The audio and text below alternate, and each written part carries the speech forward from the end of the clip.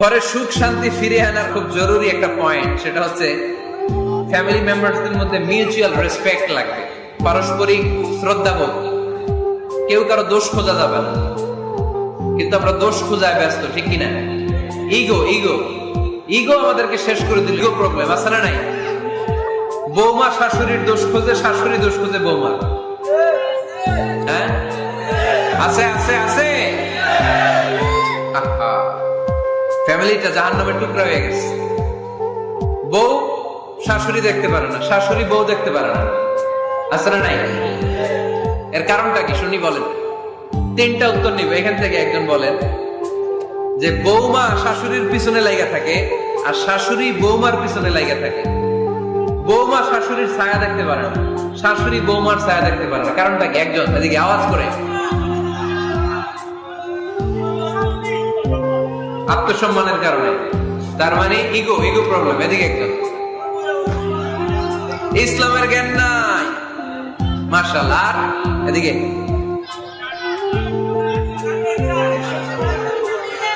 Star জলসা পাওয়া গেছে। Star জলসায় যা দেখায় ওইটাই ঘরে চলে না। স্টার জলসা হচ্ছে কেমন করে শাশুড়ির সাথে বউয়ের গিরিঙ্গি লাগানো যায়, এটা প্রশিক্ষণ, ঠিক কিনা? ভয়ঙ্কর। তাহলে এগুলো দেখা বাদ দিতে হবে। এগুলো যতক্ষণ ঘরে থাকবে হবে না, হবে না।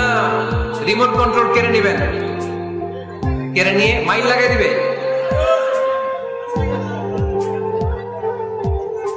একটা ক্ষুধার্ত বাঘ 1 মাস খায় নাই, তারপরে হরিণের মাংস পাইছে। ওই বাঘের বুঝ দিলেও বাঘের কাছ থেকে হরিণের মাংস টেনে নেওয়া যায়, কিন্তু আমাদের মা বোনদের হাত থেকে হিন্দি সিরিয়ালের জন্য টিভির রিমোট কন্ট্রোল কেড়ে নেওয়া যায় না। দিবে না রিমোট কন্ট্রোল। তো এই জন্য আপনাদের কথা অনুযায়ী এই জি বাংলা স্টার জলসা হিন্দি সিরিয়াল হচ্ছে বৌমা শাশুড়ির গিরিঙ্গি বা দ্বন্দ্বের প্রধানতম কারণ। তাহলে হিন্দি সিরিয়ালকে ঝাড়ু পেটা করে বের করে দিতে হবে। এগুলোর সাথে মুসলিম পরিবারের কোন সম্পর্ক। আরো কিছু কারণ আছে, এগুলো আমি বের করছি, শুনবেন। বৌমা শাশুড়ির এই ঝগড়ার প্রধান কারণ হচ্ছে জেনারেশন গ্যাপ, কিনা? শাশুড়ি এক জেনারেশনের আর বৌমা আরেক জেনারেশনের। শাশুড়ি ভাবে একরকম, বৌমা ভাবে আরেক রকম।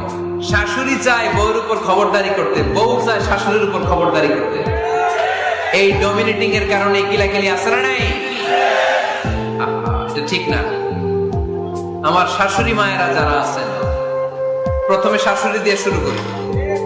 আমার মাইকের আওয়াজ যে ঘরগুলোতে যায়, আমার শাশুড়ি মাদেরকে বলবো, বউদের উপর অত্যাচার করবেন না।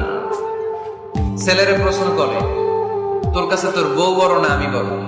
আছে না নাই? এটা একটা প্রশ্ন হইল। তোর বউ বড় না আমি বড়? দুইজনেই বড়। দেখ, ছেলে সুন্দর উত্তর দিছে, আমার কাছে ভালো লাগছে উত্তরটা শুনে। এক মা প্রশ্ন করছে, তোর এতদিন আমি লালন পালন করে বড় করলাম, জীবন যৌবন তোর জন্য শেষ করলাম, আজকে বউ পাইয়া বউ তোর আপন হয়ে গেল। এবার ছেলে উত্তর দিছে, মা, আমার মুখ থেকে মা ডাক শোনার জন্য তুমি কি কষ্টটাই না করছো জীবনে। 10 মাস আমার পেটে ধারণ করলা, খাইতে পারো নাই, বমি করছো, খালি ওষুধ খাইছো, তোমার পেট কেটে আমার বের করা হয়েছে। 2 বছর আমার দুধ খাওয়াইছো, পেশাব পায়খানা পরিষ্কার করেছো। বয়স যখন 3-4 তখন তোমার আমি মা ডাকছি। এই মা ডাকটা শোনার জন্য তুমি এত কষ্ট করছো।